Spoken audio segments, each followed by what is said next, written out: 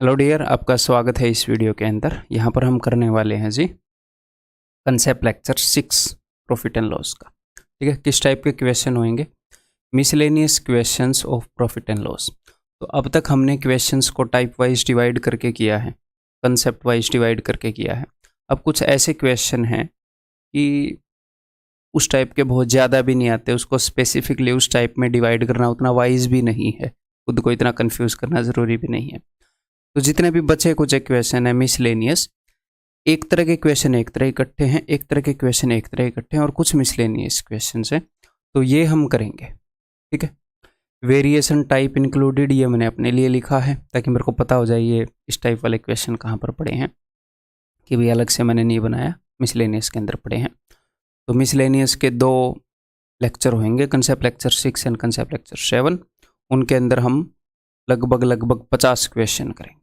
ठीक है, तो हो सकता है वीडियोस थोड़ी सी लंबी भी हो जाएं या ना भी हो, तो कोई दिक्कत नहीं है, पढ़ना है तो टाइम तो लगाना पड़ेगा, मेहनत तो लगेगी, है ना। तो हम स्टार्ट करते हैं। हम डायरेक्टली क्वेश्चंस करेंगे, इसके अंदर कोई कंसेप्ट नहीं है।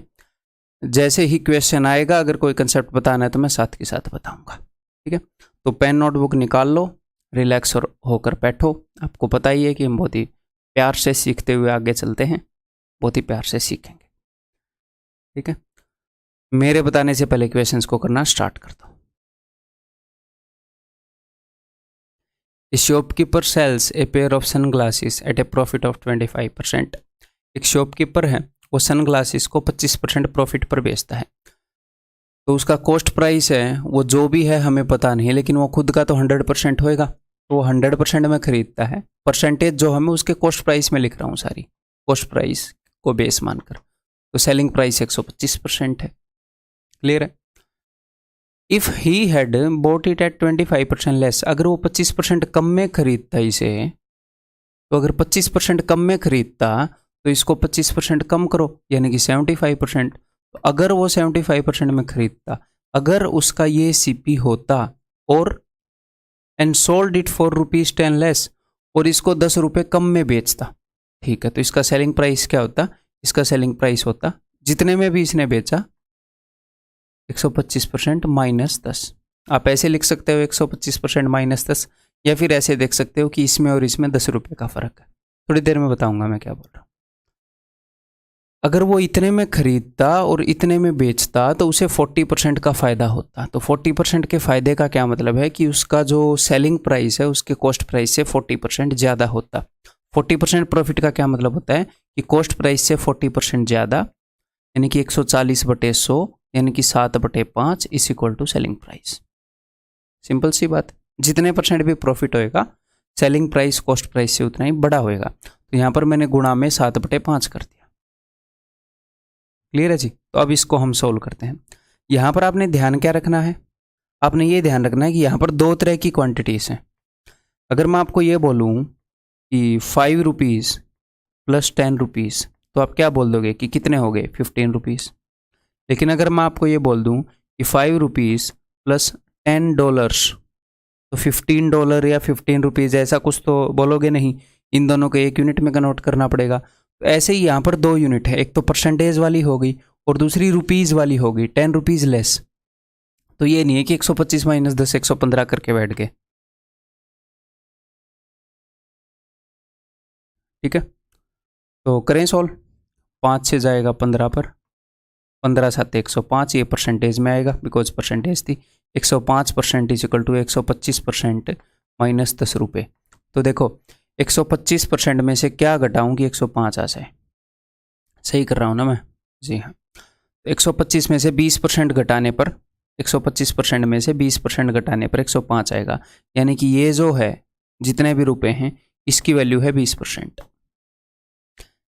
यानी कि कॉस्ट प्राइस का 20% अगर 10 रुपये है तो 100% क्या होगा? 100% होएगा 20% का 5 गुना, यानी कि 10 का 5 गुना 50। तो कॉस्ट प्राइस की 100% वैल्यू हो जाएगी जी 50 रुपये। That is option B. Clear है? ठीक। अब इसी चीज़ को दूसरे तरीके से रिप्रेजेंट करके बताता हूँ, एग्जैक्टली इसी चीज़ को, बिल्कुल भी अलग नहीं होएगी।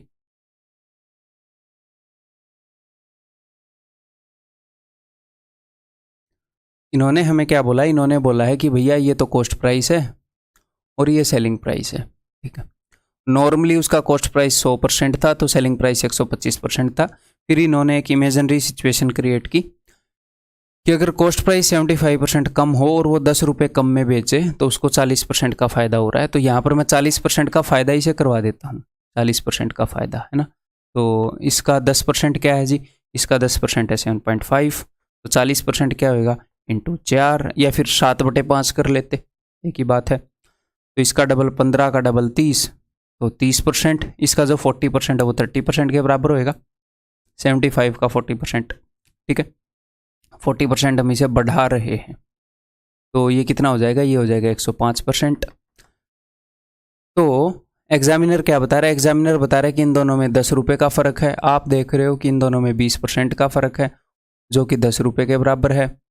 तो 20% की वैल्यू 10 रुपये, 100% की वैल्यू 50 रुपये, that's it, option B. Clear है। तो ये तो एग्जैक्टली सेम चीज़ हो गई, उसी को अलग तरीके से मैंने रिप्रेजेंट किया। आपका दिल करे वैसे कर लो, डजेंट मैटर आप कैसे कर रहे हो, ठीक है। तो यहाँ पर तो हमने यूज़ किया है जी परसेंटेज। एक आधी जगह पर आप रेशियो भी यूज़ कर सकते हो, यहीं पर यूज़ करके दिखा देता हूँ।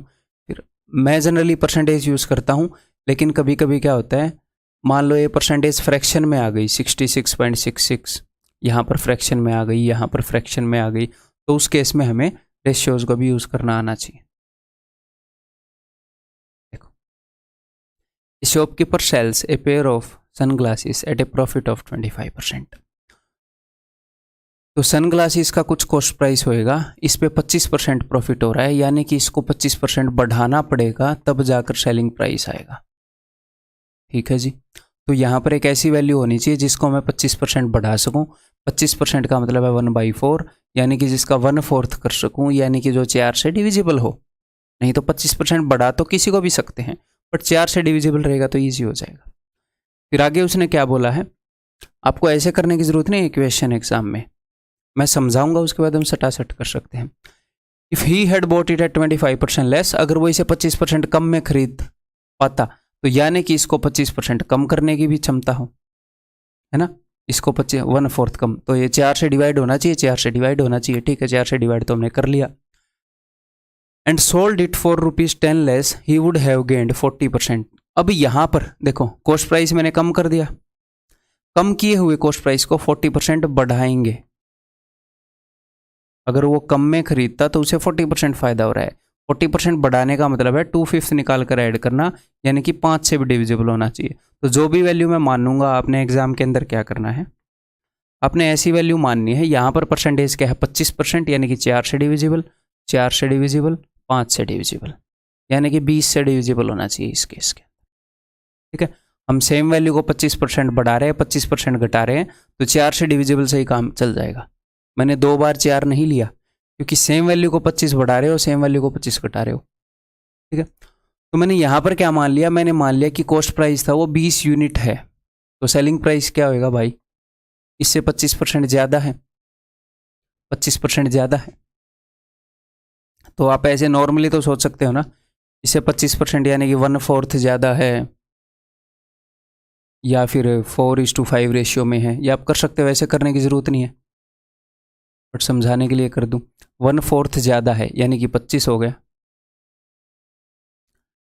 अब वो क्या बोल रहा है कि अगर कॉस्ट प्राइस 25% कम हो, तो 25% कम हो यानी कि 1/4 यानी कि 5 कम हो। अगर कॉस्ट प्राइस 15 यूनिट हो तो सेलिंग प्राइस इससे 40% ज़्यादा है, तो इससे 40% ज़्यादा कर लेते हैं जी। ये सब कुछ यूनिट में है, 20 यूनिट, 25 यूनिट, 15 यूनिट। तो इसको मैं 40% बढ़ा रहा हूँ भाई साहब। 40% बढ़ाने के लिए इंटू 7/5 कर लो, 5 × 15, 7 × 21, ये 21 यूनिट है, ठीक है। अब इन दोनों के बीच में फ़र्क कितना है, इन दोनों के बीच में फ़र्क है जी 4 यूनिट का। और एग्जामिनर क्या बोल रहा है, एग्जामिनर बोल रहा है भाई साहब 10 रुपये का, तो 4 यूनिट की वैल्यू 10 रुपये है। अब वो पूछ रहा है कि 20 यूनिट की वैल्यू क्या है, क्योंकि कॉस्ट प्राइस तो 20 यूनिट है, उसने कॉस्ट प्राइस पूछा है। तो 4 यूनिट का 5 × 20 और 10 का 5 × 50, दैट इज ऑप्शन बी। तो नॉर्मली मैंने कॉस्ट प्राइस को क्या माना था, मैंने नॉर्मली कॉस्ट प्राइस को 100% माना था। तो एक हिसाब से इस परसेंटेज को भी भूल जाओ, मैंने 100 यूनिट माना था। परसेंटेज अपने आप में एक करेंसी है, ये रुपए अपने आप में एक करेंसी है, तो मैंने 100 यूनिट माना था। तो 100 यूनिट मानने से हमेशा फ़ायदा नहीं होएगा। क्यों? क्योंकि हो सकता है कभी कभी 6 से डिविजिबल चाहिए चीज़ें। ये किस पर डिपेंड करता है सर? ये डिपेंड करता है कि वो यहाँ पर कैसी परसेंटेज देगा। अगर वो नॉर्मल आसान सी परसेंटेज देता रहेगा, ऐसे 25, 40, 20, 15 छोटी मोटी परसेंटेज देता रहेगा, तो हम 100 से भी हैंडल कर लेंगे। अदरवाइज हम यूनिट भी मान सकते हैं। ठीक है, ऐसे 3-4 क्वेश्चन करवाऊंगा, घबराने की जरूरत नहीं है, टेंशन मत लो। जैसे देखो 5, 5, 10 इसने यूज़ किया है, तो यहाँ पर हम 100 से भी काम चला लेंगे। 5 का मतलब क्या है? 20 से डिविजिबल, यहाँ पर 10 से डिविजिबल, तो 100 से काम चल ही जाएगा। ठीक है। A man sells an article at 5% profit, यानी कि वो 100% में खरीद कर 105% में बेच रहा है नॉर्मली। अब वो इमेजिनरी सिचुएशन बताएगा।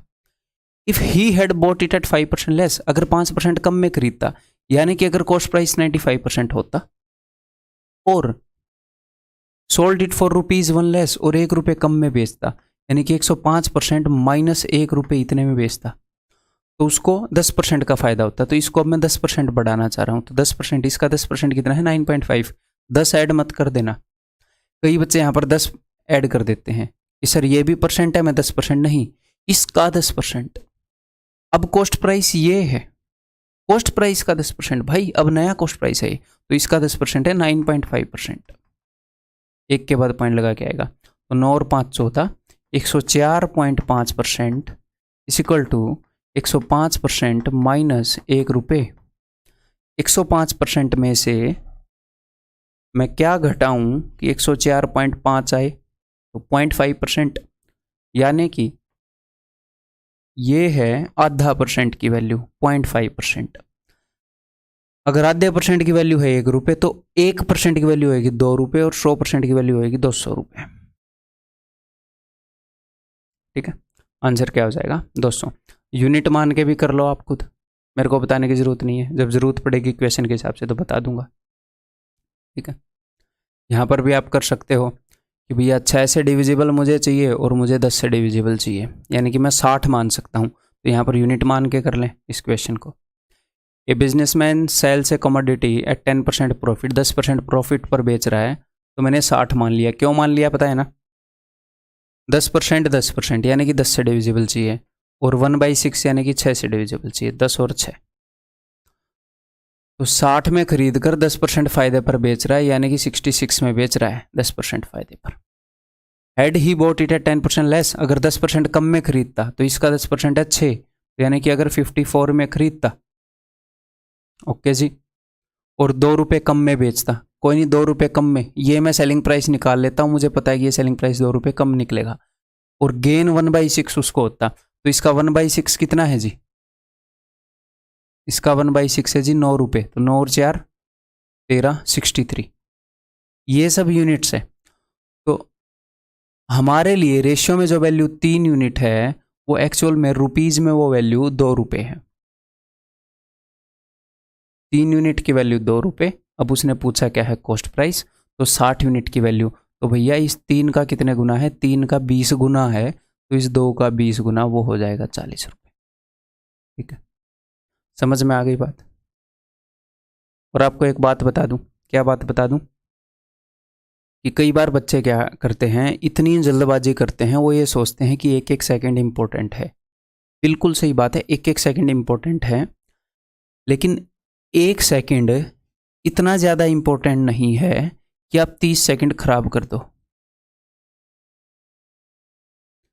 1 सेकंड से तो 30 गुना इंपॉर्टेंट है ना 30 सेकंड, तो वो इतनी ज़्यादा हड़बड़ाहट करते हैं, इतनी ज़्यादा जल्दबाजी करते हैं कि 1 सेकंड बचाने के लिए 30 सेकंड खराब कर देते हैं। कैसे? इसको जल्दी जल्दी करेंगे, कहीं ना कहीं पर गलती कर देंगे, फिर दोबारा से कैलकुलेट करेंगे, तो स्टार्टिंग में जो 30 सेकंड आपने खराब किए, वो उस 1, 2, 3 सेकंड बचाने के चक्कर में हो गए। देखो, एक एक सेकंड इंपॉर्टेंट है, लेकिन आपके दिमाग में ये घुसाया गया है कि एक भी सेकंड वेस्ट नहीं करना। भाई, वेस्ट नहीं करना, बट क्वेश्चन तो शांति से सोल्व करना है। क्वेश्चन तो शांति से सोल्व करना है। अगर मैं आपको ये बोलूं कि भाई मान लो जो ताश के पत्ते जचाते हैं, आप किसी गेम में गए जहाँ पर वो ताश के पत्ते जचाते हैं ना, ऐसे ऐसे, अगर आपने बचपन में जचाए हो, ऊपर ताश रख दिया, ऊपर ताश रख दिया, ऐसे मान लो आप किसी गेम में गए और आपने ताश के पत्ते जचाने हैं, जो सबसे तेज जचाएगा वो जीत जाएगा। तो उसमें दो चीज़ें चाहिए ना, कि जल्दी भी जचाने हैं और जचाने हैं। ये थोड़ी है जल्दबाजी में वो गिर गए, जल्दबाजी में वो फिर गिर गए। तो ऐसे ही यहाँ पर दोनों चीज़ें चाहिए, जल्दी भी करना है और करना है। तो बेस्ट चीज़ क्या रहती है कि फोकस होकर क्वेश्चन को करो, लेकिन शांति से करो, हड़बड़ी में मत करो। हड़बड़ी वाला हारेगा हमेशा इस टाइप के गेम में। ठीक है, ये बताओ जी। A bookseller sells a book at a profit of 16.2/3%. If he had bought it at 12.5% less, तो 16.2/3 का मतलब क्या है? 1/6। जो चीज़ है वो 6 से डिविजिबल चाहिए, इसका मतलब है 1/8 8 से डिविजिबल चाहिए। 8 और 6 से डिविजिबल यानी कि 24 से डिविजिबल चाहिए। और अगर वो 240 ज़्यादा में बेच देता तो उसको इतने का फ़ायदा होता। ये क्या है? ये है 3/7 यानी कि 7 से डिविजिबल चाहिए। तो 24 7 168, तो 168 मैंने मान लिया, 168 unit cost price. A book seller sells a book at a profit of 16.2/3, तो 1/6 का उसे प्रॉफिट होता है, 1/6 का। देख लेते हैं इसका 1/6 कितना है जी। 6 दूनी 12, 6 8 48, तो 160 180 और 16 176। ठीक, इतने में खरीद के इतने में बेच रहा है। अगर वो इसे 12.5% कम में खरीदता तो कर दो एक बार, -1/8, तो 8 से डिवाइड करूंगा तो 21 ना, 21 8 है ना, ये तो 21 7 147। सही किया मैंने जी। अगर वो इसको 1/8 कम में खरीदता और कितने में बेचता, अगर इसको 240 रुपये ज़्यादा में बेचता तो इतने का प्रॉफिट होता। तो इतने का प्रॉफिट एक बार कर दो इसके ऊपर, तो इतने का प्रॉफिट कर दे रहा हूँ, प्लस 3/7। तो इसको मैं 7 से काटूंगा, 21 63। अगर 63 रुपये का प्रॉफिट हो जाए 210, तो वो 210 में बेचता। तो ये दोनों यूनिट्स हैं जी, 176 यूनिट 210 यूनिट। इनके बीच में कितने का फ़र्क है? इनके बीच में फ़र्क है जी 24 और 10 34 यूनिट का, 34 यूनिट। ठीक है, और एग्जामिनर क्या बोल रहा है? एग्जामिनर बोल रहा है 240 रुपये का फ़र्क है। 34 units is equal to 240, 1 unit is equal to 240/34। और का पूछत रही है, 17 से कट तो नहीं रहा, ऐसे आंसर कैसे आएगा? 176 24 10 34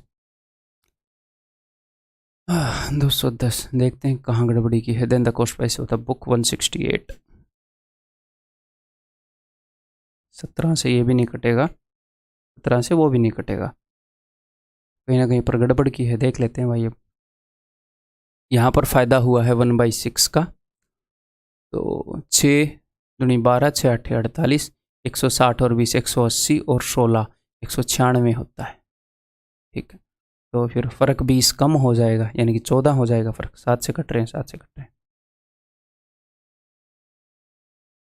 फ़र्क हो गया जी 14 यूनिट की वैल्यू इतनी है, तो 1 यूनिट की वैल्यू क्या हो जाएगी? 1 यूनिट की वैल्यू हो जाएगी इतनी, 240 बटे 14, 168 यूनिट की वैल्यू निकालनी है। तो ठीक है, ये 14 से कट रहा है, ये कट रहा है। 14 कम 14 दूनी 28, तो 2880। देखो अब यहाँ पर मैंने कैलकुलेशन कैसे की, मेरे दिमाग में तुरंत ये आया कि इसके अंदर भी 12 है, मैंने 12 को 12 दिया, 144 हुआ। यहाँ पर 2 बच जाएगा, 144 का डबल 288 और 0। तो धीरे धीरे प्रैक्टिस हो जाएगी।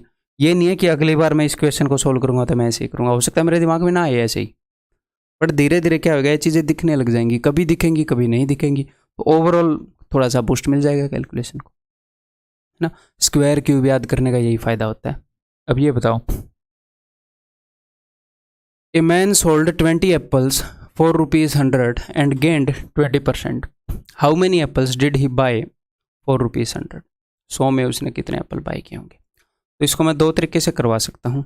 एक तो एक वेरिएशन वाला वे है, आपको पता होना चाहिए कि चीज़ें कैसे वेरी करती हैं, और एक सिंपल अपना बेसिक वे है। ठीक है, जब क्वेश्चन कॉम्प्लेक्स होएगा तो दोनों में लगभग सेम ही टाइम लगेगा, लेकिन क्वेश्चन सिंपल होता है तो वेरिएशन वाला फास्ट होता है। मैं आपको दोनों वे बता देता हूँ, जो भी समझ में आए, कोई सा भी बुरा नहीं है। ठीक है, जब क्वेश्चन कॉम्प्लेक्स होएगा तो मैं वेरिएशन वाला बताऊंगा नहीं, क्योंकि मैं पहले बताता था, वो दिमाग को ख़राब ही करता है स्टूडेंट के को, है ना। चीज़ें देखनी थोड़ी सी मुश्किल होती हैं उसमें, और ये भी नहीं है कि वो बहुत ज़्यादा भयंकर फास्ट है, गलती होने के बहुत हाई चांसेस है, और टाइम भी लगभग उतना ही लगता है, तो क्यों रिस्क ले, है ना। और दिमाग पर भी बर्डन रहता है, और ऑप्शन में गलत ऑप्शन भी मिलते हैं। ठीक है जी। तो देखो यहाँ पर हुआ क्या, एक बंदे ने 20 एप्पल बेच दिए, कितने रुपए के? 100 रुपए के। अब ये बोल रहा है कि उसने 100 रुपए में कितने एप्पल खरीदे। तो मुझे एक बात बताओ, ध्यान से मेरी बात को समझने की कोशिश करिएगा। मनी सेम है, 100 रुपए है।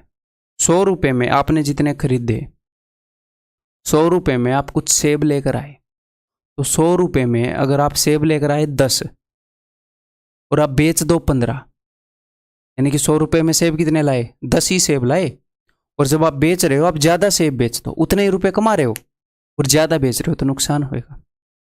तो अगर आपको फायदा चाहिए तो उतने ही रुपए में कम सेब बेचोगे या ज्यादा? कम सेब बेचोगे। तो ये मैं अंडरस्टैंडिंग की बात कर रहा था। अगर इसके अंदर 3 फैक्टर हो गए तो ये अंडरस्टैंडिंग 3 बार आपको देखनी पड़ेगी। फास्ट देख पाओ तो बढ़िया है। मेरी तो बहुत मतलब काफ़ी ज़्यादा प्रैक्टिस हो रही है, इसी तरीके से मैं सोचता हूँ। बट बेसिक वे काफ़ी ईजी रहता है स्टूडेंट के लिए, ना कोई बर्डन, ना कोई गलती की गुंजाइश, और एट मैक्स 3-4 सेकंड लेट, तो वो बेस्ट है। ठीक है। तो वैसे इजी क्वेश्चन में आप एक फैक्टर में आप देख पाओगे। तो भैया उसने कितने सेब खरीदे होंगे? उसने डेफिनेटली ज़्यादा सेब खरीदे होंगे 100 रुपये में, और कम बेच रहा होगा तभी फायदा होगा। तो उसको फायदा हो रहा है 20% का, तो 20% के फायदे को रिप्रेजेंट करता है 6/5 फ्रैक्शन। अब आप देखोगे, अब आपका दिमाग बताएगा कि उसने सेब कम खरीदे होंगे या ज़्यादा, अकॉर्डिंग टू सिचुएशन। ये आपने सोचना है। तो उसने कम खरीदे होंगे तो मैं छोटी फ्रैक्शन से मल्टीप्लाई करूंगा इसको, 20 को। ठीक है। उतने ही रुपए में, सॉरी मैंने कम खरीदे बोल दिया और ज़्यादा बेचे, मैं उल्टा बोल गया, सॉरी सॉरी सॉरी। देखो इसमें ऐसे गड़बड़ हो जाती है।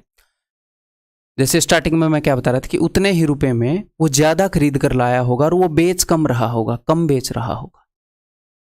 अगर मैं 100 रुपये में 10 सेब ले आऊं और मैं बेच रहा हूं 4, तो मैं 4 सेब बेच कर ही 100 रुपये कमा ले रहा हूं। 4 अगले बेचूंगा, फिर 100 रुपये कमा लूंगा, तो ही मेरे को फायदा होगा। तो मैं बेचूंगा कम उसी रुपये में, तो मैं कम बेचूंगा तो मैं, यार हाँ मैं कम बेचूंगा ऑफ कोर्स। और यही यहाँ पर क्या पूछ रहे हैं, मैं फिर सोचा कि फिर वही गलती कर दी। मैं कम बेचूंगा, लेकिन यहाँ पर ये क्या बोल रहे हैं कि मैंने खरीदे कितने, तो मैं ज़्यादा खरीद के लाया हूँ। तो मैं किससे मल्टीप्लाई करूंगा? छोटी फ्रैक्शन से या बड़ी फ्रैक्शन से? बड़ी फ्रैक्शन से। 6/5। तो 5 चौके 20, 6 चौके 24, दिस इज द आंसर। तो ये क्या होएगा, जब इसके अंदर फैक्टर्स बढ़ेंगे, जब इसके अंदर फैक्टर्स बढ़ेंगे तो कंफ्यूजिंग हो जाएगा। 3 बार मैंने आपको ऐसे समझाना पड़ेगा और फिर भी आप गलती कर सकते हो। तो मैं इसको बेसिक वे से बताऊंगा। मैं क्यों बताना चाह रहा था, मैं इसलिए बताना चाह रहा था कि भाई साहब ये मत सोचना ये आता है, ये बेस्ट नहीं है, इसलिए मैं नहीं बता रहा। सारे मेथड आते हैं मुझे, इतने साल हो गए पढ़ाते हुए, कोई बुक नहीं छोड़ी है, कोई प्रीवियस ईयर क्वेश्चन नहीं छोड़ा, पेपर क्वेश्चन पेपर कोई नहीं छोड़ा। ए मैन सोल्ड 20 एप्पल्स, तो आप क्या करोगे, यहाँ पर हम डील करेंगे एक एप्पल। हम हमेशा एक आर्टिकल का प्राइस देखेंगे और प्यार से करते हुए क्वेश्चन को निकल जाएंगे। ठीक है। ए मैन सोल्ड, और आप ये देखोगे कि जो आप एक आर्टिकल का निकाल रहे हो, आप क्या निकाल रहे हो, हैं फ़ायदा कितना है, नुकसान कितना है, तो उसके अकॉर्डिंग हम कॉस्ट प्राइस पर जा सकते हैं।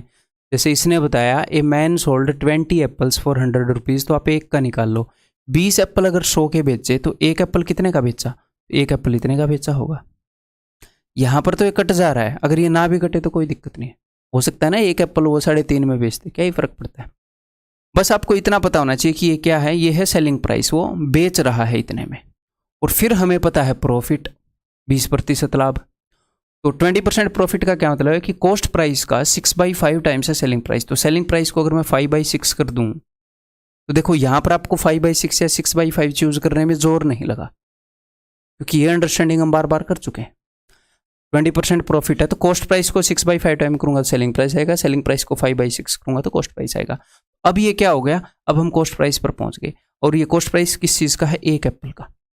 और वो ये बोल रहे हैं कि 100 में कितने खरीदे होंगे, तो मैं मान लूंगा कि एक एप्पल इतने में खरीदा है तो n एप्पल खरीदे होंगे 100 रुपये में। समझ पाए? ये एक एप्पल की कॉस्ट है, तो उसने n एप्पल खरीदे होंगे 100 रुपये में। एक एप्पल की cost into n equal to 100 रुपये। n की वैल्यू निकाल लो, आपका उत्तर आ जाएगा। ठीक है। 5 चौके 20, 6 चौके 24, 24 उधर ऊपर जाएगा तो n की वैल्यू इक्वल टू 24। थोड़ी देर में इसको बहुत ज़्यादा फास्ट करा दूंगा मैं। ऑप्शन सी।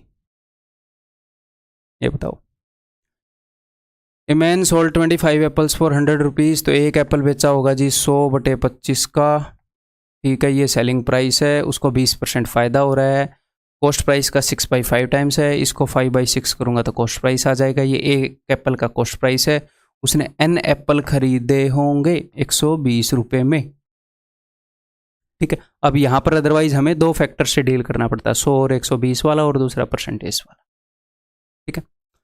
तो अब इसको सोल्व करो, 120 25 चौके, ठीक है, 4 30 पर 5 से 6 पर, और 6 ऊपर जाएगा, 6 6 36, तो n is equal to 36, that is option B. Clear है, सिंपल है, टेंशन मत लो, धीरे धीरे और फैक्टर्स लाएंगे। ये बताओ, by selling 12 oranges for ₹60, 12 orange 60 रुपये में बेच दिया, तो आप क्या करोगे, आप एक ऑरेंज पर आओगे, तो एक ऑरेंज कितने में बेचेगा भाई, और ध्यान रखो ये सेलिंग प्राइस है 60/12, ठीक है, ओके। अब ये क्या बोल रहे हैं, ये एक ऑरेंज का सेलिंग प्राइस है, ए मैन ल्यूज इज 25%, 25% का उसे नुकसान होता है, तो 25% का नुकसान होता है, इसका क्या मतलब है कि भैया cost price into 3/4 is equal to selling price, ये आपके दिमाग में है कि कॉस्ट प्राइस से 25% कम है सेलिंग प्राइस, और ये क्या है, ये सेलिंग प्राइस है, तो इसको मैंने कर दिया 4/3, कॉस्ट प्राइस आ जाएगा, ये एक एप्पल का कॉस्ट प्राइस है, ठीक, क्लियर, इसको भी मैंने डील कर लिया। अब ये क्या बोल रहा है, the number of oranges he has to sell for ₹100 so as to gain 25%, अगर उसे 25% फ़ायदा चाहिए तो कितने बेचेगा, तो एक एप्पल का सेलिंग प्राइस निकाल लो 25% फ़ायदे पर, तो अगर आपको 25% फ़ायदा चाहिए तो कॉस्ट प्राइस को 5/4 करोगे, ये एक एप्पल का कॉस्ट प्राइस है, आपको ऐसे अलग से लिखना नहीं है एग्जाम में, पता है, एक एप्पल का कॉस्ट प्राइस है, मुझे एक एप्पल का सेलिंग प्राइस ये चाहिए, ये, अच्छा जी ये चाहिए, तो ये एक एप्पल का सेलिंग प्राइस है जितने में मैं बेचना चाहूँगा, मुझे 25% फ़ायदा चाहिए, तो ये एक एप्पल का सेलिंग प्राइस है इंटू n, अगर मैं n एप्पल बेचूँ तो टोटल 100 में कितने बेचूंगा, ये वो पूछ रहा है, तो इसको सोल्व कर लो, दैट्स इट, सिंपल। इसको मैं थोड़ा सा और सिंप्लीफाई भी करूँगा, पहले इसको सोल्व करो, 4 से 4 गया, 12 से गया जी 5 पर, ठीक है, 5 5 25, चौके 100, ये 3 जाएगा ऊपर, तो n इज इक्वल टू 12, तो इसका उत्तर हो जाएगा जी 12, ऑप्शन सी, ठीक है। इसको हम थोड़ा सा और फास्ट कर सकते हैं, ये जो दो स्टेप हैं इनको हमें एक स्टेप में कन्वर्ट कर सकते हैं, कैसे अभी बताता हूँ, देखो,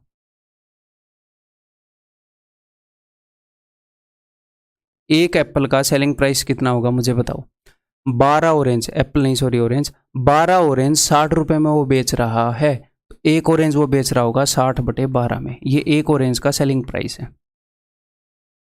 अब मेरी बात को सुनना है ध्यान से, एक ऑरेंज को इतने में बेच रहा है, वो एक ऑरेंज को बेच रहा है तो उसे 25% का नुकसान हो रहा है भाई साहब, लेकिन उसे 25% का फायदा चाहिए, एक्चुअल में जब वो ऑरेंज को बेच रहा है तो वो कॉस्ट प्राइस के 75% पर ही बेच रहा है, लेकिन वो चाह रहा है कि मैं कॉस्ट प्राइस के 125% पर बेचूं, जब वो एक ऑरेंज को बेच रहा है तो 25% नुकसान हो रहा है, वो कॉस्ट प्राइस के 75% पर बेच रहा है, वो चाह रहा है कि मैं 125% पर बेचूं, यानी कि ये 75% है, 75% पर बेच रहा है, तो मुझे तो 125% निकालना है, तो अगर ये 75% है तो 1% की वैल्यू हो जाएगी ये, और 125 की वैल्यू हो जाएगी ये, मैंने ये दोनों एक में डील कर दिए, 4 से 4 गया, 5/3 आएगा, देखो 5/3, क्लियर, ऐसा ही होएगा, इतने का नुकसान हो रहा है, इतने का फायदा चाहिए, इतने का फायदा हो रहा है, इतने का फायदा चाहिए, तो हमें पता है कॉस्ट प्राइस का कितने परसेंट है, कितने परसेंट निकालना है, तो मुझे इतने में बेचना है एक संतरा, अब मैं n संतरे बेच रहा हूँ जी 100 रुपये के, ये लो जी, इतना लिखोगे, जवाब आपके सामने, 5 3, ठीक है जी, 12 पंजे 25 चौके, 3 ऊपर जाएगा, n is equal to 12, and that's it, option C. अब अगले क्वेश्चन को करोगे ऐसे, एग्जैक्टली ऐसा ही क्वेश्चन है, ये बताओ अब, देखो इसमें भी संतरे बिक रहे हैं, उसमें भी संतरे बिक रहे थे, सेम क्वेश्चन है,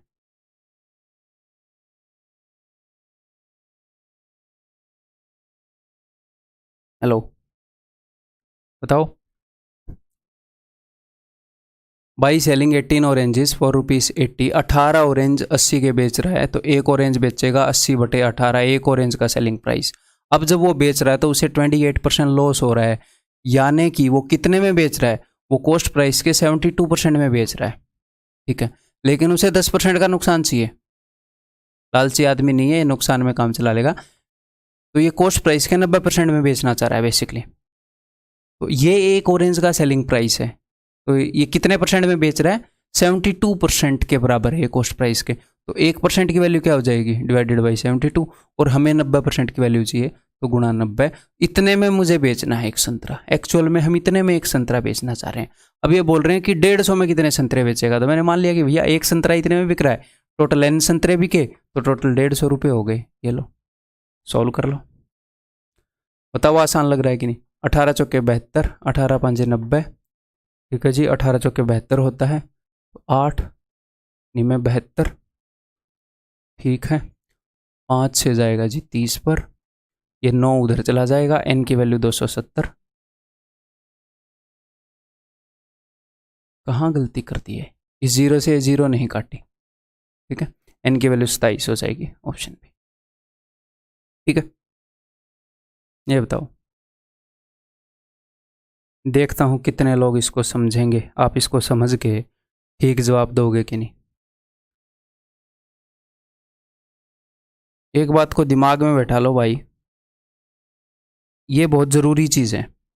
आप एक्यूरेसी की आदत डालोगे तो एक्यूरेसी की आदत डल जाएगी, अगर आप हड़बड़ी में सिली मिस्टेक्स करने की आदत डालोगे तो सिली मिस्टेक्स की आदत डल जाएगी।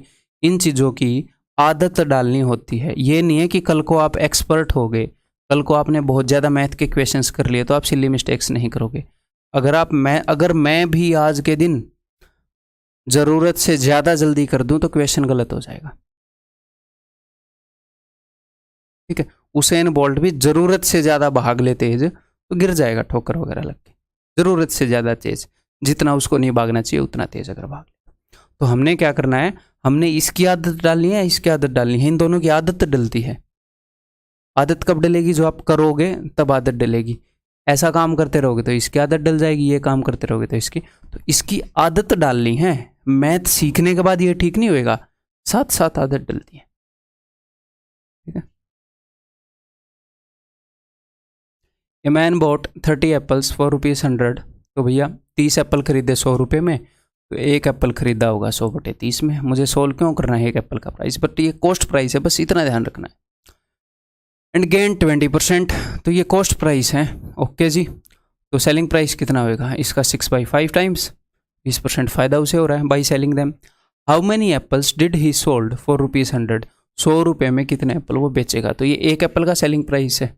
ये वो वाला क्वेश्चन नहीं है जिसमें आप फंस सकते थे, है ना। तो एक एप्पल का सेलिंग प्राइस है, तो उसने n एप्पल बेचे होंगे 100 रुपये में। ये तो ईजी है यार बहुत। अच्छा हाँ, ये क्वेश्चन था जो मैं स्टार्टिंग में लाना चाह रहा था, चलो ठीक है, क्या ही करें। 6 5 30, 5 5 25, n = 25, that is option D. ये बताओ, ये बताओ, इसमें गलत करने के चांसेस हैं, इसमें अगर आप ठीक कर गए तो बहुत बढ़िया है, हवा में नहीं आना, फिर आगे बढ़ेंगे। Oranges are bought at 7 for ₹3। 7 orange खरीदे 3 रुपये के, तो एक ऑरेंज खरीदा भैया, एक ऑरेंज का कॉस्ट प्राइस क्या है, 3/7। Eight what rate per 100 must they be sold. एक तो सबसे पहले यहाँ पर गलती करते हैं बंदे, 33 देखते ही 4/3 मार देते हैं। भाई साहब एक तो पहली बात, ये 33.33 नहीं है, 33 है, ठीक है। ये एप्पल का कॉस्ट प्राइस है, तो सेलिंग प्राइस क्या होगा, 33% ज़्यादा, यानी कि 133/100 करो, ठीक है। तो ये क्या हो गया, ये एक ऑरेंज का सेलिंग प्राइस हो गया, एक ऑरेंज का। Eight what rate per 100 must they be sold. At what rate per 100, इसका मतलब क्या है कि 100 संतरे कितने रुपए में बेचने चाहिए, 100 संतरे कितने रुपए में बेचने चाहिए, 60 रुपये में, 57 में। तो ये एक संतरे का सेलिंग प्राइस है, तो गुणा में 100 कर दो। वो इंटू n = 100 कर देते हैं कई बंदे, क्यों, रट लिया है क्या तुमने। एट वट रेट पर 100, 100 संतरे कितने में बेचूँ, तो एक संतरा इतने में बेचूंगा, तो 100 संतरे इंटू 100, 100 का SP पूछा है, 19 × 57 57 रुपीज़। क्लियर है? अब ये बताओ जी,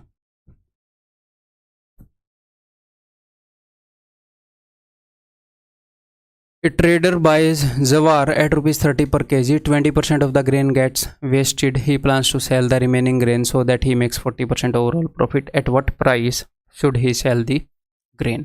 ठीक है जी, तो एक सिंपल सा क्वेश्चन मैं आपसे पूछूंगा। मान लो आप दूध लेकर आए,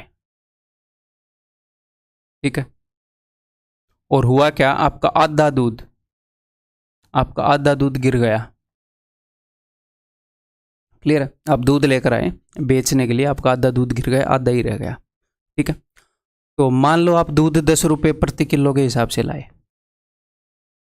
अब आप ये चाहते हो कि यार दूध तो गिर गया, अब इसमें फ़ायदा क्या ही कमाऊँ मैं, आधा दूध गिर गया, ओवरऑल फ़ायदा तो नहीं होगा, जितने रुपए मैंने डाले थे एटलीस्ट उतने तो निकलाएं, जितने रुपए मैंने डाले थे उतने तो निकलाएं। फिर आप क्या करोगे, आप किस रेट पर बेचोगे? क्या कॉस्ट प्राइस पर ही बेचोगे कि जितने रुपए डाले थे उतने निकलवाने हैं, तो 10 रुपये में लाया था 10 में बेच दूँ? फिर तो आपके आधे ही रुपये निकलेंगे क्योंकि आधा दूध तो गिर गया। तो आप क्या करोगे, अगर आपको एग्जैक्टली कॉस्ट प्राइस जितने रुपए भी निकालने हैं तो आप क्या करोगे, आप डबल रेट पर बेचोगे। क्यों? क्योंकि आपके पास आधा ही बचा है, आपके पास आधा ही बचा है, ठीक है। मान लो, अब आधा मैं नहीं बोलूँगा क्योंकि 1 माइनस हाफ हाफ होता है, आपका 1/3 जो दूध है वो गिर गया, वो स्पिल हो गया, तो आपके पास बचा कितना, आपके पास 2/3 दूध रिमेनिंग है। तो 2/3 दूध में से ही आप सब कुछ कमाना चाह रहे हो। अब क्या चाह रहे हो, आप ये चाह रहे हो कि यार जितने रुपए लगाए थे उतने तो आ जाए। तो अगर दूध 2/3 बचा है तो आप रेट को 3/2 कर दो, तो क्या होगा, एटलीस्ट कॉस्ट प्राइस इतना निकला है, एटलीस्ट गिरने के कारण जो नुकसान हुआ है वो नहीं होएगा। तो रेट को क्या कर दो, 3/2 कर दो, क्योंकि आपके पास जो चीज़ बची है वो आधी बची, तो डबल कर दो रेट को। चीज़ अगर 1/10 बची, 10वें हिस्से की चीज़ बची, सारी गिर गई, तो 10 गुना कर दो रेट को, ताकि जितने रुपए लगाए थे वो तो आ जाए। तो चीज़ जो बची है 2/3 बची, तो 3/2 कर दो, ताकि उतने रुपए तो आ जाएं जितने लगाए थे, कॉस्ट प्राइस के बराबर तो आ जाए। तो यहाँ पर यही चीज़ हम यूज़ करेंगे, ये चीज़ समझ गए? कई बार ये सिचुएशन आएगी, अब क्वेश्चंस पर यूज़ करेंगे, ध्यान से सुनिएगा। और ये एक्चुअल में 2017 टियर 2 का क्वेश्चन है, मतलब ये क्वेश्चन आते हैं, आए हुए क्वेश्चन करवा रहा हूँ आपको इस टाइप के। ए ट्रेडर बाइज जवार एट ₹30 पर kg, तो 30 रुपीज़ उसका कॉस्ट प्राइस है, ठीक है। हुआ क्या, उसकी 20% जवार वेस्ट हो गई बेचारे की, तो बची कितनी, 20% का मतलब होता है 1/5, तो बची कितनी, 4/5, तो 4/5 ही जवार बची है।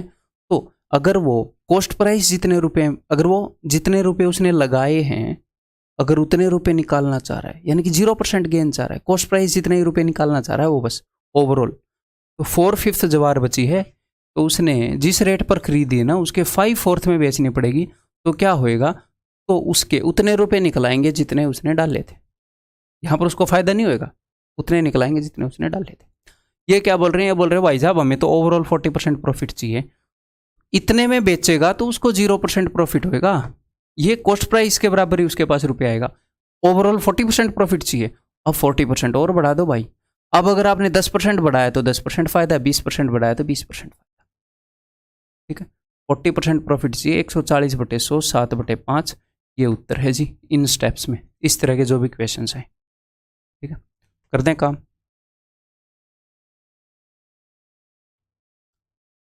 5 से 5 गया, 2 से गया 15 पर, 15 7 105/2, यानी कि 52.5, 52.5, दैट इज ऑप्शन सी, ठीक है। क्लियर? ये बताओ, 2017 टियर 2 का क्वेश्चन है, देखता हूँ आप बता पाओगे कि नहीं। An oil refinery bias oil eight ₹3600 पर बैरल, एक बैरल 3600 रुपये में खरीदती है। देर इज 10% वेस्टेज, ठीक है। If the refinery wants to earn 5% profit then at what price would it sell including 8% tax on the selling price. तो देखो रेट कितना है जी, रेट है जी 3600। अब इनके साथ जो घटना घटी है या इन्हें जो फ़ायदा चाहिए उसके अकॉर्डिंग ये रेट वेरी होएगा। 10% फ़ायदा चाहिए तो 10% ज़्यादा में बेच दो, 20% फ़ायदा चाहिए तो 20% ज़्यादा में बेच दो, ठीक है। अब मैं एक एक घटना के लिए यहाँ पर फ्रैक्शन लिखूंगा। 10% वेस्टेज हो गई, ठीक है जी, यानी कि बचा कितना, बचा 90/100, यानी कि 9/10 तेल बचा है बस। तो अगर तेल 9/10 बचा है, अगर आपको कॉस्ट प्राइस जितने भी रुपए निकालने हैं ना भाई साहब, तो इसको 10/9 इस रेट प्रति बैरल पर बेचना, फ़ायदा होएगा 0%, एटलीस्ट जो रुपये डाले हैं वो निकलाएंगे। लेकिन ये बोल रहे हैं मैं तो 5% फ़ायदा कमाऊंगा, तो 105/100 यानी कि 21/20, तो 5% फ़ायदा हो जाएगा। और ये बोल रहे हैं 5% फ़ायदा भी कमाएंगे, ऊपर से 8% टैक्स भी हम लगाते हैं, तो 8% टैक्स लगाने के बाद हम कितने में बेचेंगे? अब तक तो इनको हो गया 5% फ़ायदा, अब 8% टैक्स और लगा दो, ये लो, इतने में बेचेंगे। क्लियर है? समझ में आ गई बात? तो 9 दूनी 18, 18 छिक्के 108, 2 0 गई, 6 से ये इधर जाएगा तो 216, 216 इंटू 21, तो यूनिट डिजिट 6 आएगा। एक ही आंसर हो सकता है, दैट इज ऑप्शन डी। ठीक है, अगला क्वेश्चन बताओ।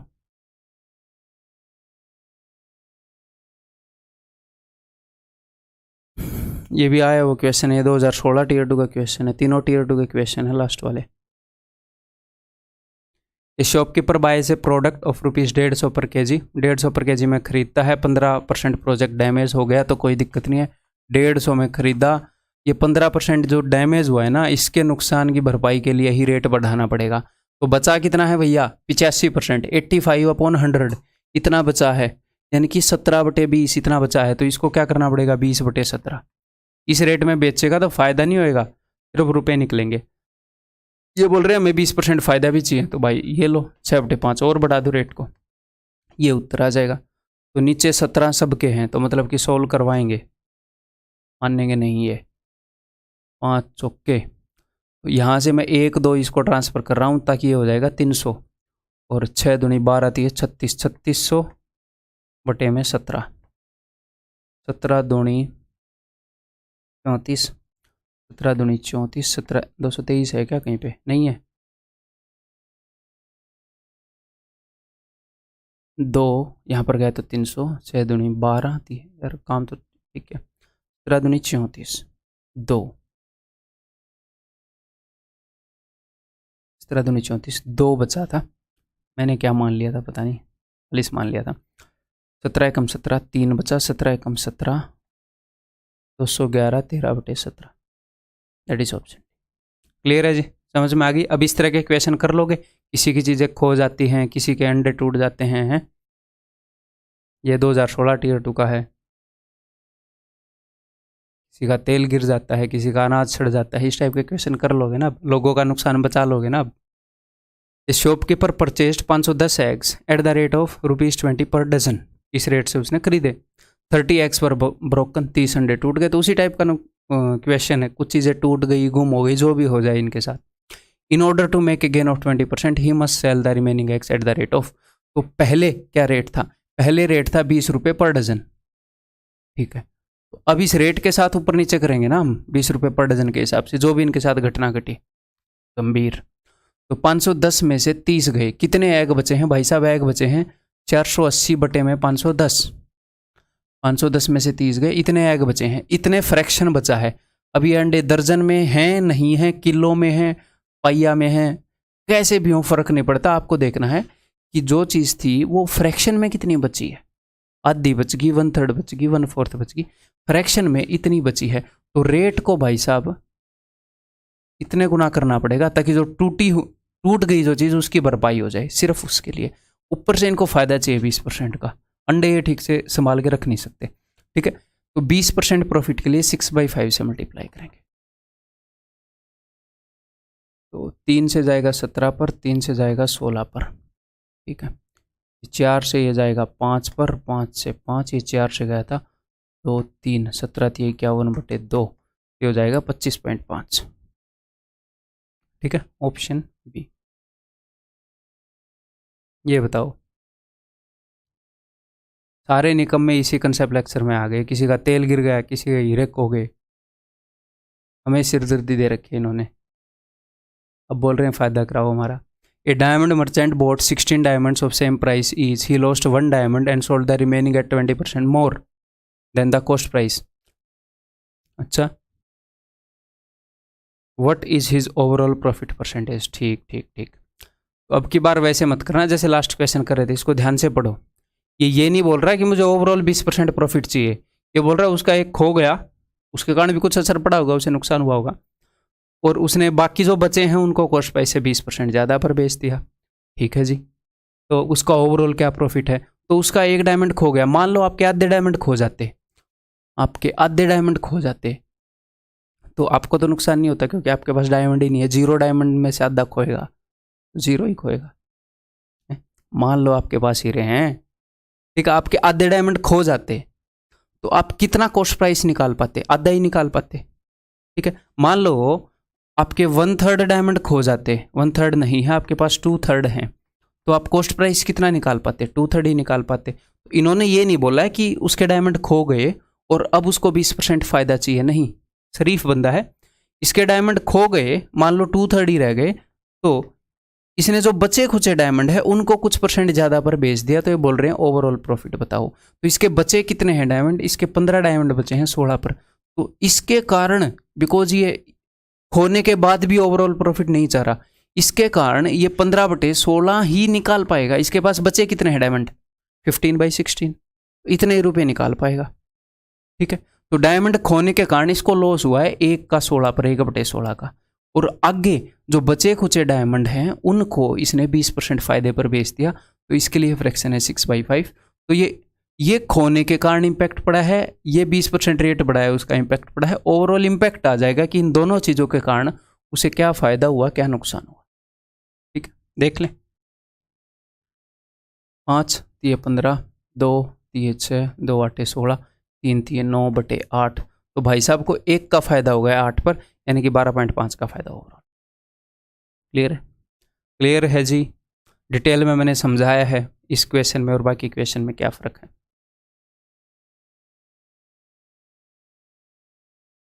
ये बताओ अब। A sold an item to B at 20% gain, B sold it to C at 8% gain, C sold it to D at 25% loss.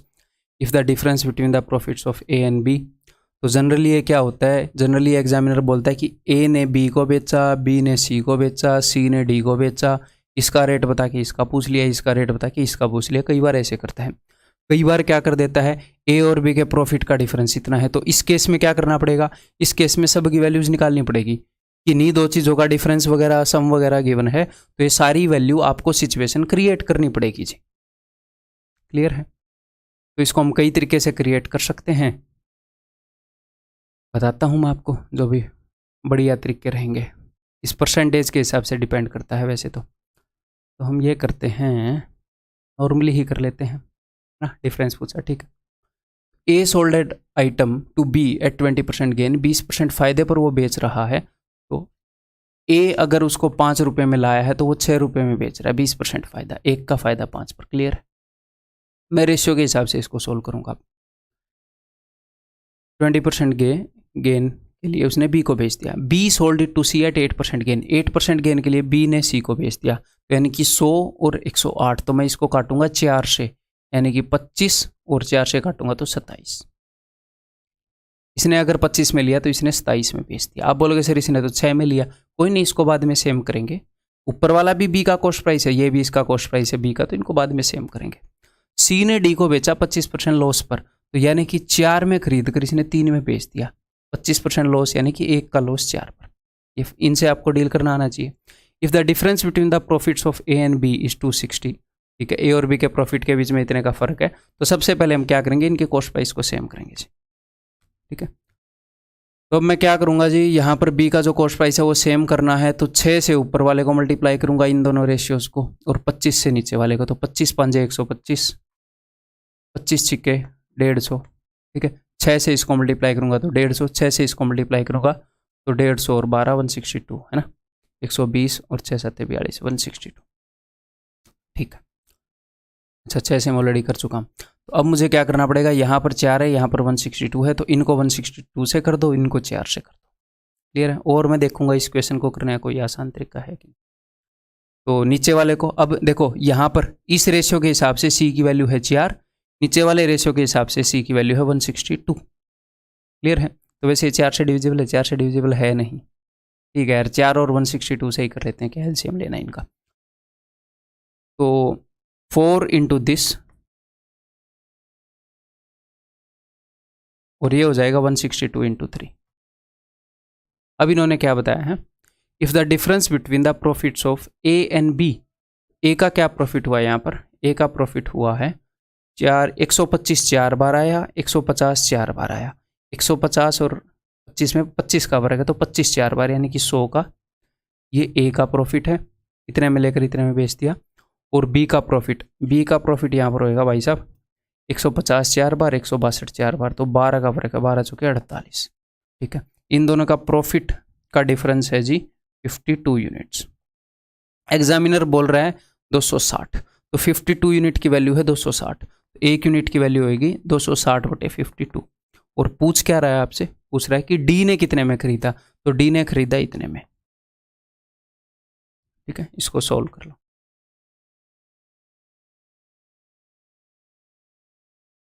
26 दूनी 2 से मैं इसको काट दूं, 2 8 16, और 2 से कभी भी 0 को मत काटा करो। अच्छा खासा 10 है, सोल्व करने में प्रॉब्लम नहीं कर रहा। कई बंदे इसको मारेंगे 5 पर देकर फिर कॉम्प्लेक्स कर लेंगे। ठीक है, 0 को थोड़ा सा ध्यान से काटा करो, काटने की जब तक मजबूरी ना हो। 26 दूनी 2 8 16, 2 1 2, तो 3 1 3, 3 8 24 और एक 0, 2 4 3 0, that is option B. Clear? ठीक है जी। और ये क्वेश्चन सर कॉम्प्लेक्स होएगा नहीं होएगा, ये डिपेंड करता है बाई इन वैल्यूज़ पर।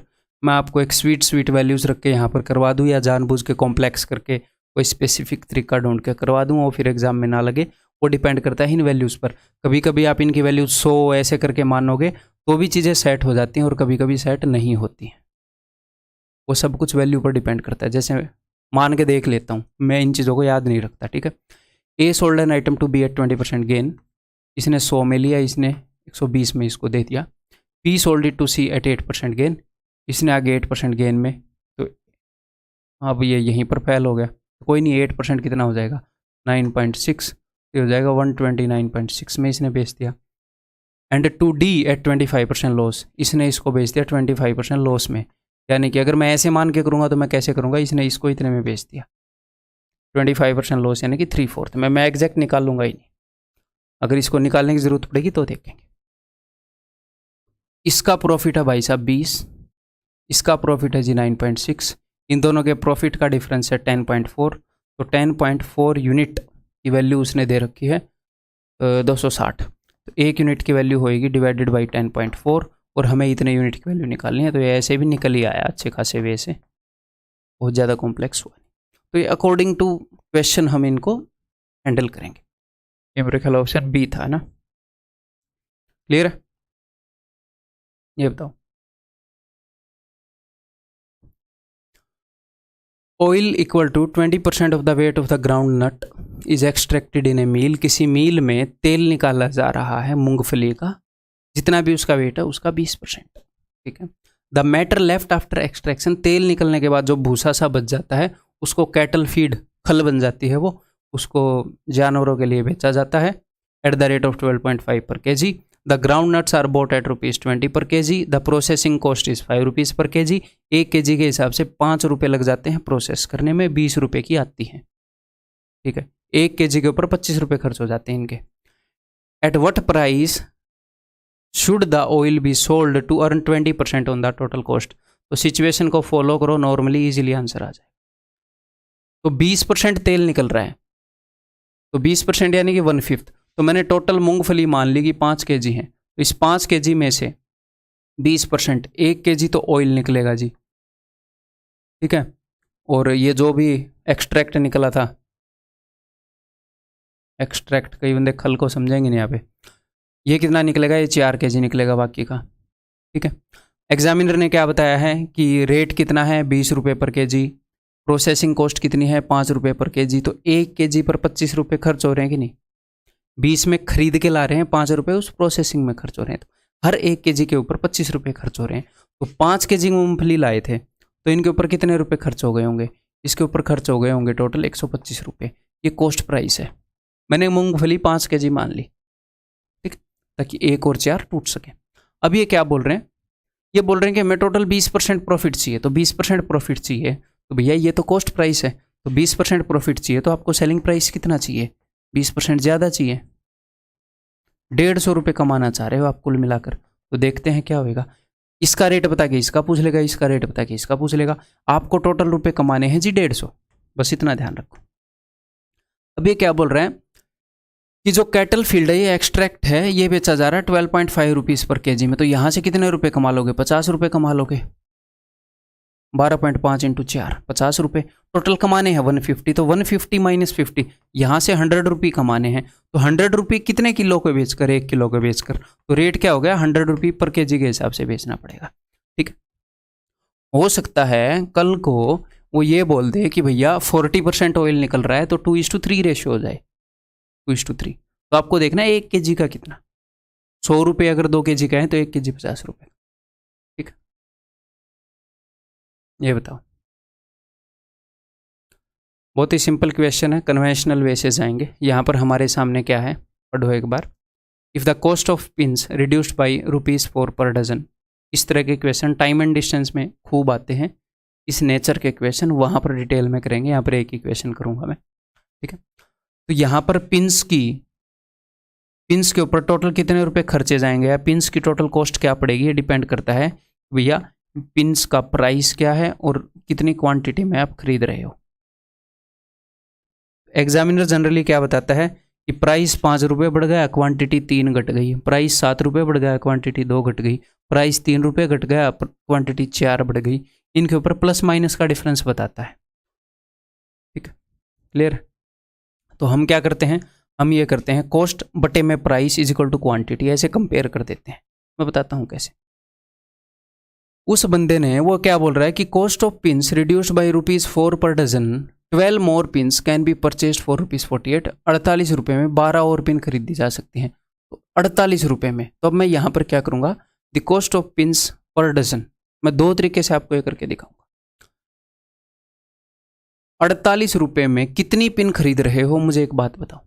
अब ये बोल रहा है कि 12 पिन मैं ज़्यादा खरीद पा रहा हूँ। 12 पिन का क्या मतलब है, रेट किस चीज़ में है, रेट है पर डजन में, तो 12 पिन का मतलब है भाई साहब 1 डजन, 1 डजन। तो अब ये क्या कर रहा है, ज़्यादा खरीद पा रहा है क्या? 12 मोर पिन्स, 1 पिन ज़्यादा खरीद पा रहा है, 1 डजन पिन। तो मान लो ये पहले X डजन पिन खरीदता था, तो आज ये X + 1 डजन पिन खरीद पा रहा है, 1 दर्जन ज़्यादा खरीद पा रहा है। 48 रुपये में X डजन खरीदता था, तो ये क्या आ गया, ये 1 डजन का प्राइस आ गया। 48 रुपये में X डजन, ठीक है, 1 डजन का प्राइस। आज 48 रुपये में X + 1, ये 1 डजन का प्राइस। तो ये 1 डजन के, ये इनके प्राइस का डिफरेंस है। और यहाँ पर ये क्या बता रहे हैं कि ₹4 डजन, ₹4 पर डजन का डिफरेंस आया है, तो ये आ गया। देखो 48 ये क्या है, टोटल कॉस्ट बटे में क्या है, कॉस्ट के नीचे मैंने क्वांटिटी कर दी, तो क्या आ जाएगा, तो प्राइस आ जाएगा। प्राइस पहले वाला अब वाला 4 का फर्क। या फिर आप क्या कर सकते हो, इसके नीचे प्राइस को पटक दो, फिर मैं दूसरे तरीके से निकलाऊंगा, यहीं पर बता देता हूँ। इसके नीचे प्राइस को पटक दो तो क्वांटिटी का डिफरेंस आ जाएगा। कॉस्ट बटे प्राइस, कॉस्ट बटे प्राइस, क्वांटिटी का डिफरेंस। 1 डजन यहाँ पर 1 लिखा हुआ आ जाएगा। ठीक है जी, क्योंकि इस तरह के क्वेश्चन को मैं टाइम एंड डिस्टेंस में बहुत ही डिटेल में डिस्कस करूँगा। इसको सॉल्व कर लो, 48 को कॉमन लो, उधर नीचे रख दो, 4/48। ठीक है, X + 1 इधर जाएगा, X इधर जाएगा, 1 बटे में X × X + 1। 4 से इसको काटोगे 12, 12 को ऐसे 2 टुकड़ों में तोड़ो जिनके बीच में 1 का फर्क है, तो आप बोलोगे सर 3 × 4, तो ये भाई साहब 3 है और ये भाई साहब है 4। पहले 3 दर्जन पिन खरीद रहे थे, आज 4 दर्जन पिन खरीद रहे हैं। ये बोल क्या रहा है, the cost of pins per dozen after reduction, reduction के बाद पिन्स की कॉस्ट कितनी होगी। तो आज अगर आप 4 डजन खरीद रहे हो 48 रुपये में 4 डजन, तो बताओ कॉस्ट कितनी होगी, 12 रुपीज़ पर डजन। ठीक है, हाँ, अब आप बोलोगे सर ऑप्शन से भी कर सकते हैं इसको, तो डेफिनेटली कर सकते हैं, वो तो आप कर ही लोगे, फिर मेरी ज़रूरत थोड़ी होती, ऑप्शन से कर लो। ठीक है, बताऊँ ऑप्शन से कि हमने मान ली कि भाई रिडक्शन के बाद, इन्होंने क्या पूछा है कि रिडक्शन के बाद प्राइस कितना है। रिडक्शन के बाद अगर 8 रुपये प्राइस है तो पहले कितना होगा, 4 रुपये पर डजन घटा है ना, तो पहले 12 होएगा। तो बस इनके बीच में 1 दर्जन पिन का फर्क आना चाहिए, 12 पिन ज़्यादा खरीदने के एबल होना चाहिए बंदा, 1 दर्जन ज़्यादा। 48 को 12 से डिवाइड करूंगा तो 4 दर्जन पिन खरीद रहा है, 8 से 48 6 दर्जन, यहाँ पर तो 2 दर्जन ज़्यादा खरीद रहा है, तो खल्लास। ऐसे ही अगला चेक, अगला चेक, अगला चेक। ठीक है, ठीक है जी। ये तो 2019 कैट के पेपर का क्वेश्चन है। वो कैट का नाम ले दिया तो यहाँ सोचना मुश्किल है, आसान क्वेश्चन है। करो एक बार। On selling a pen at 5% loss and a book at 15% gain, cream gains ₹7। Cream को 7 रुपये का फ़ायदा होता है, तो पेन के ऊपर उसको लॉस हुआ 5% का। तो मान लो पेन का कॉस्ट प्राइस P है, बुक का कॉस्ट प्राइस B है, तो पेन के ऊपर कितने का लॉस हुआ? 5% ऑफ P। और बुक के ऊपर कितने का फ़ायदा हुआ? 15% ऑफ B, जो भी बुक का प्राइस है। और ये ओवरऑल कितने के बराबर है? 7 रुपये के। If he sells the pen at 5% gain, अगर वो पेन को 5% गेन पर बेच दे, and the book at 10% gain, और बुक को 10% गेन पर बेच दे, तो यहाँ पर गेन हो 5% ऑफ P, यहाँ पर 10% ऑफ B, तो उसे कितने रुपए का फ़ायदा होएगा? तो उसे 13 रुपये का फ़ायदा होएगा। अब इन्होंने क्या पूछा? अब इन्होंने पूछा what is the cost price of the book, तो बुक का कॉस्ट प्राइस क्या है? तो देखो, अगर हमें बुक का कॉस्ट प्राइस निकालना है तो हमें P को एलिमिनेट करना पड़ेगा। यहाँ पर एग्जामिनर ने जानबूझकर ऐसा दिया है कि जब आप इनको ऐड करोगे तो P एलिमिनेट हो जाएगा। अब आप बोलोगे सर अगर जानबूझकर ऐसा ना दिया हो तो कोई दिक्कत नहीं है, लीनियर इक्वेशन सोल्व करनी आती है, स्कूल में सीखी है। अगर जानबूझकर उसने सेम नहीं दिया तो हम किसी भी एक का मतलब मल्टीप्लाई करेंगे, हम मल्टीप्लाई करते हैं, जिसको भी हमने हटाना उसका स्टार्टिंग का कोफिशिएंट सेम करेंगे, या तो घटा देंगे या जोड़ देंगे अकॉर्डिंग टू क्वेश्चन है। ये चीज़ें इक्वेशंस में आपको समझाऊंगा। फिर तो इन दोनों को जोड़ेंगे तो यहाँ पर क्या आ जाएगा? 0, यहाँ पर क्या आ जाएगा? 25%। 25% of price of book is equal to 20 rupees. अगर बुक के प्राइस का 25% 20 रुपीज़ है तो 100% क्या हो जाएगा? इसका 4 गुना 100, इसका 4 गुना 80। ठीक है, बुक का प्राइस इस 80।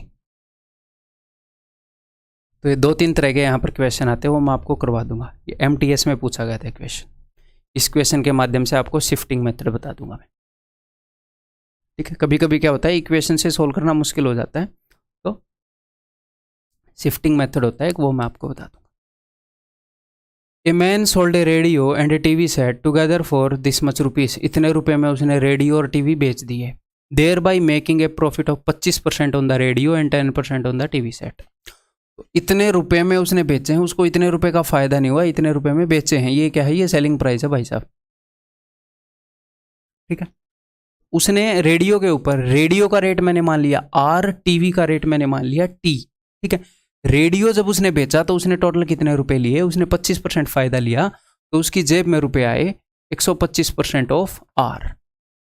और जब उसने बेचा टीवी सेट तो उसके जेब में रुपए आए 110% ऑफ T, और उसकी जेब में टोटल रुपए आए 30,400। क्लियर है जी? अब ये क्या बोल रहे हैं? By selling them together for 30,700 he would have made 10% profit on radio. अगर वो रेडियो पर 10% का प्रॉफिट करता और टीवी पर 25% का प्रॉफिट करता, ठीक है जी, तो वो 30,700 में बेच रहा होता उनको। ठीक है जी, the cost price of the radio is, तो रेडियो का कॉस्ट प्राइस क्या होगा? ठीक है, तो सोचो जरा इसको हम कैसे करेंगे। तो देखो, सबसे पहले तो आप क्या कर सकते हो, इनको 5 से काट सकते हो। यहाँ पर काटो, यहाँ पर, यहाँ पर, यहाँ पर, यहाँ पर, यहाँ पर। तो यहाँ पर क्या आ जाएगा? 5 से काटने के बाद 25। यहाँ पर क्या आ जाएगा जी? 22। यहाँ पर क्या आ जाएगा? 22। यहाँ पर क्या आ जाएगा? 25। वहाँ पर भी कुछ ना कुछ आ ही जाए। तो अब हमें क्या चाहिए? अब हमें चाहिए रेडियो का कॉस्ट प्राइस। अगर रेडियो का कॉस्ट प्राइस चाहिए तो मुझे टीवी को एलिमिनेट करना पड़ेगा। ऊपर वाले को मैं 25 गुणा करूँगा, नीचे वाले को मैं 22 गुणा करूँगा, ऐसे मैं कर रहा हूँ। तो उससे क्या होगा? उससे क्वेश्चन कॉम्प्लिकेट होएगा। ऊपर वाले को 25 गुणा करूँगा, इसको 22 गुणा करूँगा, फिर मैं घटा दूंगा एक में से दूसरे को, अपना काम तो चल जाएगा, लेकिन कैलकुलेटिव हो जाएगा क्वेश्चन। इक्वेशन से हम कर सकते हैं। तो कभी कभी क्या होता है, जब इक्वेशन की वैल्यूज़ ऐसी हों जिससे क्वेश्चन कैलकुलेटिव हो रहा हो, तो वहाँ पर हम शिफ्टिंग मेथड यूज़ कर सकते हैं। शिफ्टिंग मेथड क्या है? जस्ट मैं ये देखूंगा कि यहाँ से यहाँ पर शिफ्ट होने में या यहाँ से यहाँ पर शिफ्ट होने में कितने का डिफरेंस आया, सिर्फ उस डिफरेंस को हम यूज़ कर लेंगे सोल्व करने के लिए। कैसे? बहुत ही ईजी है, कोई मुश्किल काम नहीं है। ठीक है, सिर्फ आपने ये ध्यान रखना है कहाँ से कहाँ पर शिफ्ट होंगे उसके लिए, कि आपको निकालना क्या है? आपको निकालना है रेडियो का कॉस्ट प्राइस। आपके दिमाग में ये होना चाहिए कि मैं जस्ट जो टीवी है उसको ख़त्म करूँगा। तो टीवी कब ख़त्म होएगा? नीचे से ऊपर जाते हुए कम हो रहा है या ऊपर से नीचे आते हुए कम हो रहा है? तो नीचे से ऊपर जाते हुए कम हो रहा है, तो मैं देखूंगा कि ये 110% है, मैं इसको खत्म करना चाह रहा हूँ। तो नीचे से जब ऊपर गए तो कितना खत्म हुआ, 15% खत्म हुआ है ना, 125 से 110। तो जब हम नीचे से ऊपर जाते हैं तो हम तीनों जगह चेंज देखेंगे, ठीक है। यहाँ पर क्या चेंज आया, प्लस 15%। तो ये चेंज सेम होना जरूरी नहीं है, ये टेंशन मत लेना, ठीक है। यहाँ पर कितने का चेंज आया, यहाँ पर आया जी -300 का। तो अब मैं सिर्फ ये देखूंगा कि एक स्टेप है, ये एक स्टेप कि मुझे स्टेप कितनी लेनी है। यहाँ पर अगर -15 आता है तो यहाँ पर +15 आता है, यहाँ पर -300 आता है। इसका कितने गुना है ये, इसका 20 गुना है जी, 15 दूनी 30, 20 गुना। तो मुझे और कितनी ऊपर जाना है, वहां पर जगह तो है नहीं लिखने की, कोई नहीं, क्या ही करें अब। ये देखो आजकल जगह की किल्लत चली रही है, प्रॉपर्टी महंगी हो रही है, ठीक है। तो 15%, तो यहाँ पर मुझे 110% कम करने हैं, ठीक है। तो यहाँ पर मैं क्या करूँगा, 110 अगर करने हैं, 15 का मल्टीपल तो है नहीं, 5 से काट लेते हैं, और क्या ही है ना। या फिर इसका 110 करेंगे तो इसका 20 गुना, इसका 20 गुना कर लेते हैं, ऐसे कर लेते हैं, ठीक है। देखो एक तरीका तो ये है, मेरी बात को सुनिएगा, इसको मैं 5 से काट लूँ, 5 से काटूंगा तो भी बात बन सकता है, 5 × 15, 5 × 15 और 5 से इसको काट लूँ या 15 से काट लूँ, है। 15 से मैं अगर काटूंगा तो +1%, फिर 15 से काटूंगा -1%, फिर 15 से काटूंगा -20। तो ऊपर अगर मैं 1% इसके अंदर घटाता हूँ, 1% इसके अंदर घटाता हूँ, तो ये 20 घटता है। तो मैं इसको यूज़ कर सकता हूँ कि 110 घटाना है, तो 110 घटाना है, तो अब मैं -1 का 110 गुना कर रहा हूँ, तो इसका 110 गुना, इसका 110 गुना, क्लियर है। या फिर मैं ऐसे देख सकता हूँ कि यहाँ पर अगर -15 होता है तो यहाँ पर उतना ही प्लस होता है, तो यहाँ पर +15 होगा। मैं चेंजेस देख रहा हूँ, यहाँ पर -15 चेंज होता है तो यहाँ पर +15 का, तो यहाँ पर मुझे -110 का चेंज चाहिए। क्यों सर, क्योंकि टीवी को खत्म करना है, रेडियो की कीमत पूछ रहा है। अगर टीवी की कीमत पूछता तो मैं नीचे की तरफ शिफ्टिंग कर देता, ठीक है। और यहाँ पर जो चेंज हो रहा है वो इसका 20 गुना है, तो 110 का 20 गुना जी, 110 का 2 गुना 220 और 20 गुना -2200। तो कैसे भी करके चेंज कर लो, दोनों तरीके मैंने बता दिए। इनको काट के फिर देख लो कितने गुना है, या डायरेक्टली यहाँ से अगर आप अंदाज़ा लगा पा रहे हो क्वेश्चन के अकॉर्डिंग तो यहाँ पर लगा लो, क्वेश्चन पर डिपेंड करता है, ठीक है। अब देखना अगले स्टेप के बाद उत्तर आ जाएगा। तो ये 110% घटेगा, यहाँ पर तो ख़त्म ही हो जाएगा, टीवी वाला आएगा नहीं। ये 15, अच्छा ये 110% घटेगा तो ये 110% बढ़ेगा ना, तो ये कितना आ जाएगा, ये हो जाएगा 235% ऑफ रेडियो, ये 0% ऑफ टीवी, तो मैंने लिखा ही नहीं, इस इक्वल टू ये 2200 घटेगा, तो ये हो जाएगा 30,000 में 2000 का 28,200, 28,200, ठीक है, क्या है ना जी हाँ। तो 235% of radio is equal to 28,200, 1% of radio is equal to 28,200 बटे 235, and 100% of the cost of radio is equal to this. ये रेडियो की कॉस्ट है भाई साहब, क्लियर है जी, ठीक है। जब इक्वेशंस बड़ी बड़ी हो तो हम ऐसे शिफ्ट कर सकते हैं। तो अब इसको मैं काटूँ, 5 ओके, 5 7 5 से गया जी 20 पर, ये 47 से कट रहा होगा 6 पर, 6 दूनी 12, 12,000 विल बी द आंसर। ये क्वेश्चन मैंने खुद नहीं बनाया घर पे, ठीक है। MTS का है, 12 अक्टूबर 2021 शिफ्ट 3 में पूछा है, ठीक है। A man sold an LED TV at 8% profit, a fridge at 15% profit. If he sold the LED TV at 15% profit and the fridge at 8% profit, he gains rupees this much less. तो दो situation को compare उसने किया है, कई बार ऐसा करता है।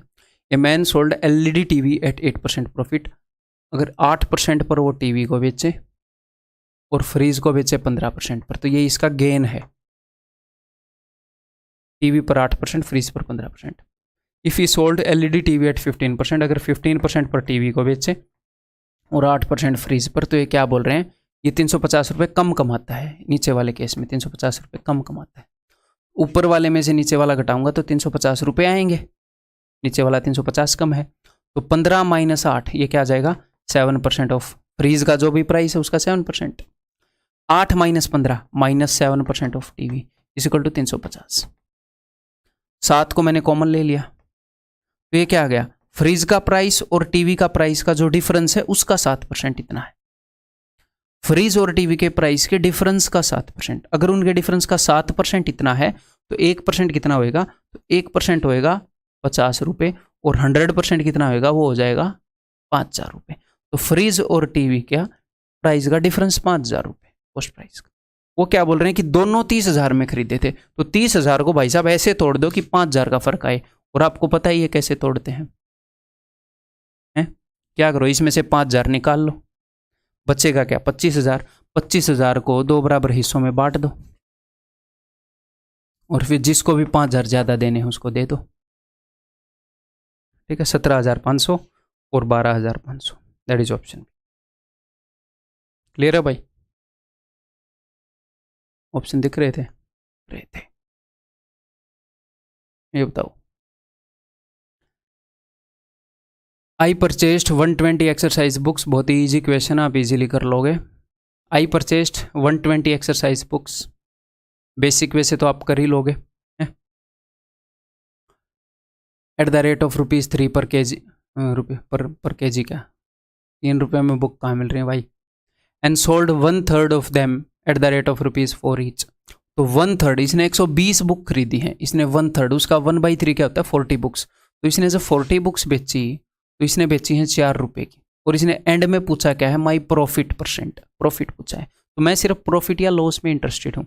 इसने 3 की खरीदी है और ये 4 में बेच रहा है, तो 1 रुपये का फायदा। ये जो 40 बुक इसने बेची हैं, हर एक पर 1 रुपये का फायदा हुआ है। ठीक है, उसके बाद हाफ ऑफ देम, यानी कि 60 बुक्स जब इसने बेची तो इसने 5 रुपये में बेची, तो बताओ कितने का फायदा हुआ, 2 रुपये ज़्यादा में बेच रहा है, हर एक बुक पर 2 रुपये का फायदा। And the rest at cost price, और बाकी कॉस्ट प्राइस पर बेच दी। तो ये जितने भी बेच दी मैं उनमें इंटरेस्टेड ही नहीं हूँ, यहाँ पर 0 रुपये का ही फायदा हुआ है, तो मैं इंटरेस्टेड ही नहीं हूँ। टोटल फायदा कितने का हुआ, 40 रुपये का फायदा यहाँ पर, 120 का फायदा यहाँ पर, टोटल 160 रुपये का फायदा हुआ। अब परसेंटेज में कितना है, इसके लिए क्या चाहिए, कॉस्ट प्राइस चाहिए। कितनी बुक है 120, हर एक का रेट क्या है 3 रुपये, देख लेंगे 160 का फायदा हुआ इतने पर। ठीक है,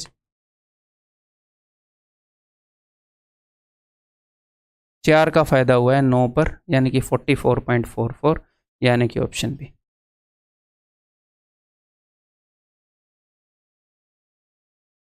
ये क्वेश्चन मैं शायद आपको परसेंटेज के अंदर पहले करा चुका हूँ, एग्जैक्टली ये क्वेश्चन करवा चुका हूँ। अगर एग्जैक्टली ये नहीं भी करवाया, ये खरीद नहीं आएगा, खरीद आएगा।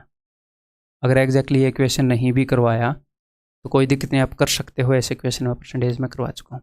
मैं आपको क्या बता चुका हूँ कि भैया फ्रेश ग्रेप्स और ड्राई ग्रेप्स, फ्रेश और ड्राई जहाँ पर भी पानी उड़ता है, नमक का घोल हो, चीनी का घोल हो, फल में से पानी उड़ रहा हो, तो कोई दिक्कत नहीं है, सूखने से पहले और सूखने के बाद, उड़ने से पहले और उड़ने के बाद, ये जो 2 सिचुएशन होती हैं, इनके अंदर एक तो चीज़ होती है जो कांस्टेंट होती है। ठीक है, अगर किसी नमक का घोल हो तो नमक कांस्टेंट होता है, नमक उड़ता नहीं। चीनी का घोल हो तो चीनी कांस्टेंट है, चीनी उड़ती नहीं। और अगर फल की बात हो तो उसका पल्प कांस्टेंट है। तो जो भी चीज़ कांस्टेंट है उसका परसेंटेज, और नेट वेट और पूरा वेट, इन दोनों का रेशियो एक दूसरे का उल्टा होता है।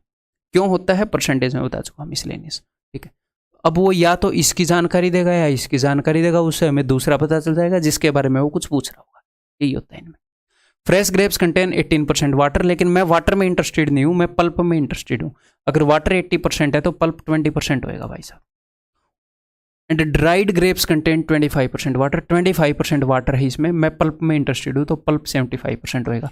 यहाँ पर रेशियो क्या है, अगर मैं 5 से काटूँ तो 5 चौके 20, 5 से 15, इसका रेशियो होएगा उल्टा। अगर ये 15 किलो था फ्रेश तो सूख कर 4 किलो हो गया। ठीक है, ये इनके वेट का रेशियो है।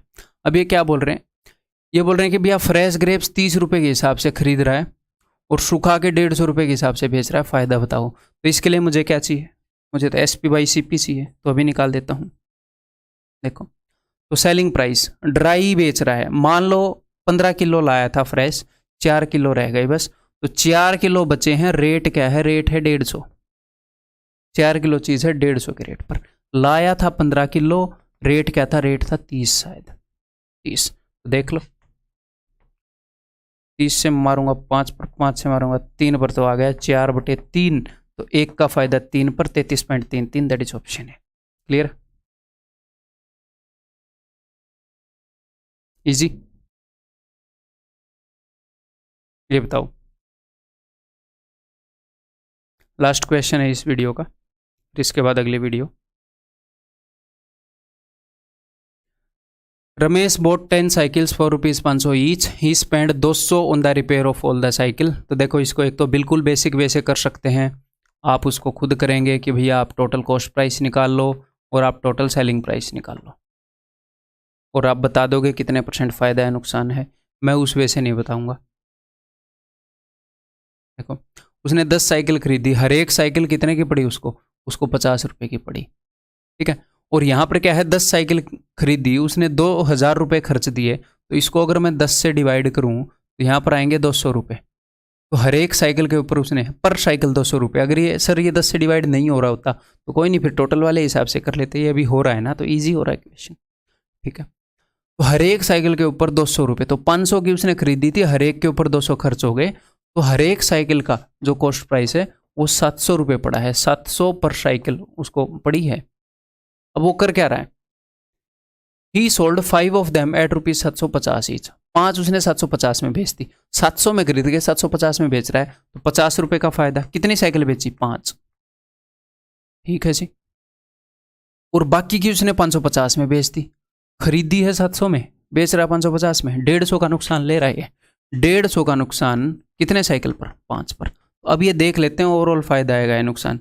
यहाँ पर क्या हुआ जी, या फिर आप 5 को कॉमन ले लो, 5 मैंने कॉमन ले लिया, 5 × -100 तो -500, 500 का लॉस हो गया उसको।